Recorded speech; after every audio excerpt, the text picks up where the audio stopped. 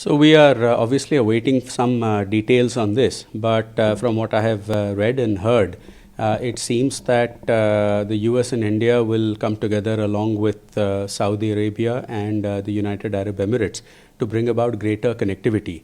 I do hope this comes through, and it will certainly be a new height in terms of the relationship between all these nations. It will add to the role that India is playing in the global stage. Clearly I think Honorable Prime Minister Modi is a great believer in infrastructure and connectivity. And this is a deal, if it were to happen, will bring together both. So let's wait and watch for some good news on this front. Sir, Sabka Saath, Sabka Vikas can be mantra to transform global trust deficit. PM Modi. Sabka Saath, Sabka Vikas can be mantra to transform global trust deficit. PM Modi sat in G20. What's your reaction, sir? Absolutely. I think this is a mantra that PM Modi has believed in and pursued very sincerely, even domestically when it comes to Sabka Saath, Sabka Vikas. And that certainly can be a formula to bridge the global trust deficit that seems to be there. And India's G20 presidency, in fact, has focused on this because the theme of the presidency is Vasudhaiva Kutumbakam, which is bringing together the entire world and recognizing that we have a common future which lies ahead of us, and therefore solutions have to be found which take everybody along. In that context, I think Sabka Saath also applies in terms of the African Union becoming a permanent member of the G20 thanks to India's intervention. And Sabka Vikas, given that India is certainly emerged as the voice of the global South, which needed a voice at the global stage. So I think what the Honorable Prime Minister has been working with regard to India's own development has now been elevated to the global stage, and I do hope that it will be one of the lasting legacies of India's presidency of the G20. African Union as permanent member, on reaction? I think it is a wonderful development, and I would really like to compliment Prime Minister Modi for his personal efforts to bring the African Union on board as a permanent member of the G20. I think it was long overdue because a continent as large as Africa, with multiple nations, with so many resources, whether it is people, whether it is otherwise, and had been unfortunately, not really part of the global development to that extent as it ought to be. So in that context, I think the African Union becoming a permanent member of the G20 is a significant development. As I said, it is something that demonstrates India and Prime Minister Modi's deep-rooted belief in inclusivity. This is what comes across very clearly, and I hope that going ahead, the G20 will be even more impactful with the wholehearted participation of the African Union. Prime Minister Rishi Sunak tweets, 15 years ago, #G20 leaders came together for the first time to restore global growth. Next, he appreciated all the things. Your reaction, sir? So the G20 came together 15 years ago, as the British Prime Minister stated, at a time of crisis arising out of the global financial meltdown. It played a significant role then. And I believe it has grown even more important as a gathering of global leaders, because in the intervening period, one can certainly say that the world has gone through many ups and downs, not least the COVID pandemic.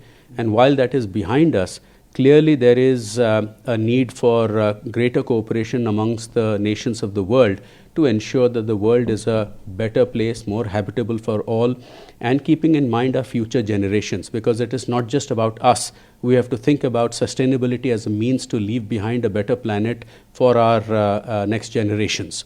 So in that context, I think India's G20 presidency has been an absolute success in terms of getting together all the world leaders on a common platform with regard to variation-led development, our contribution to the world by way of digital public infrastructure, and co-creating standards for that so it can be adopted by other nations in the world is again going to be a lasting legacy.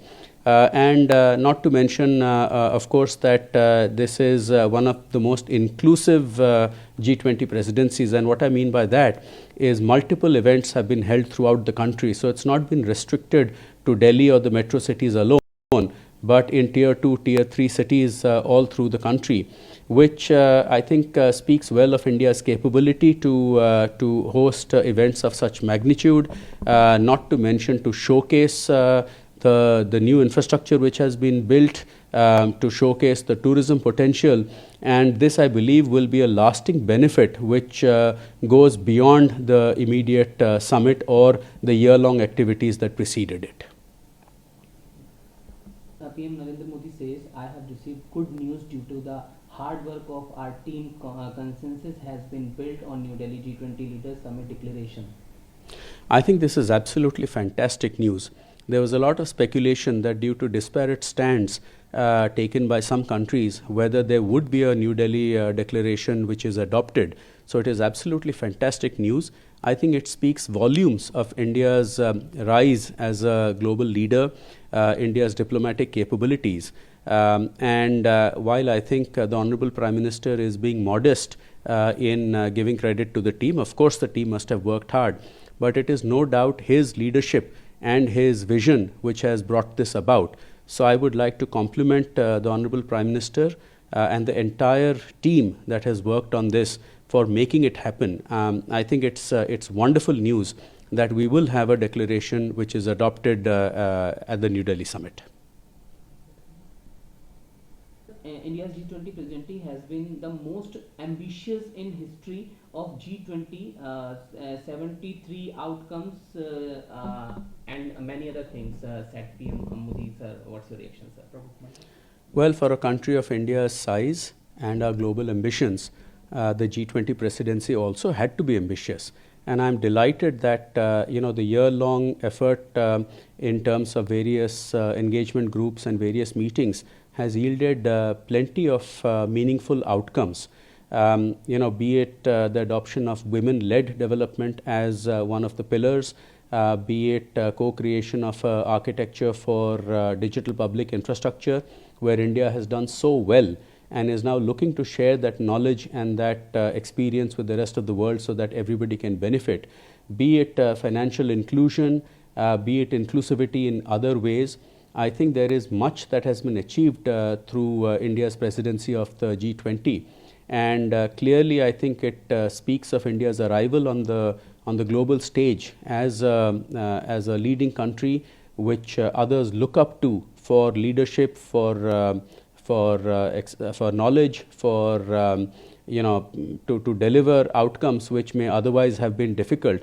And I think one other example of that is bringing together disparate views which many had feared would scuttle a joint declaration, and actually play that relationships that we have across the spectrum to ensure that we are able to bring everybody on board and end up with a New Delhi declaration to be adopted. I think that in itself is a fantastic outcome, and not to mention everything else that I stated about the positive benefits of a year-long activities leading up to the Leaders Summit.